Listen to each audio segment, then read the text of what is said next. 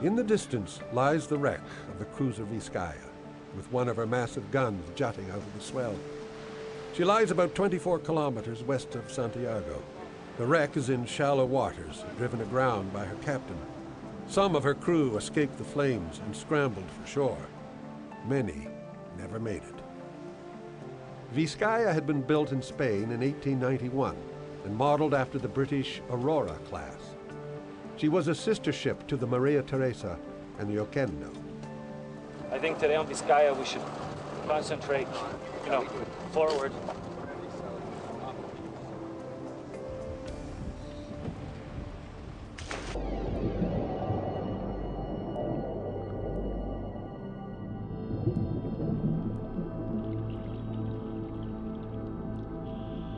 Diving the Vizcaya, I was once again glad to follow Jim's lead.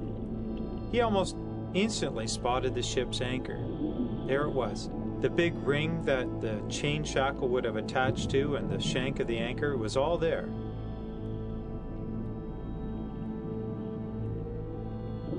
Moving on, you're struck with the amount of current that exists at Vizcaya, because it too is shallow. And Jim gestured that we get in the lee of the ship, where we would be less affected by the water moving back and forth.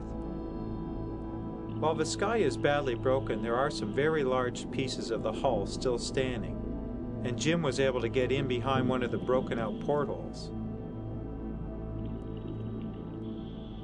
Jim found a very large gun, still intact with its protective armor shell, and I could see that he was trying to get inside, and there just wasn't enough room for him to get inside, but his patience were rewarded.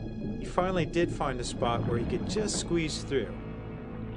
And it was a matter of timing. The small aperture causes the current to move in and out of the gun really, really fast. So you really have to time it just right.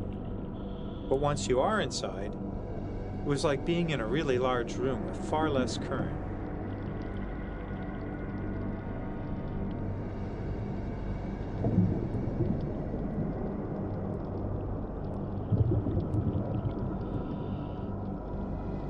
Jim pointed to the gun, and until he did, I didn't take the time to realize just how massive these guns were. They're huge. The base was the size of a tree. Around the outside of the armor plate were a series of portholes, and it would have been from this position that perhaps a lone or a team of Spanish gunners would have poised their guns and aimed them back at the American fleet to return fire.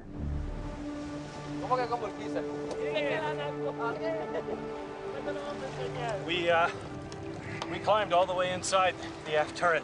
Cool. We were able to force our way in, so we were able to get in under the gun shield, go all the way back, all the way to the breech of the gun. Just when you'd be ready to go through, a big gush would hit you in the face, so you couldn't go forward, and all of a sudden it would be driving you in. So it was a matter of timing. What about battle damage? What's left, again, are the 6 boilers. Yeah. No real sign of the engines, just debris. Yeah. Both gun turrets, all the secondary armament's gone. Yeah. So there's been some salvaging, some stripping. John? While the Vizcaya lay burning on the shore, the Cristobal Colon was the last ship afloat.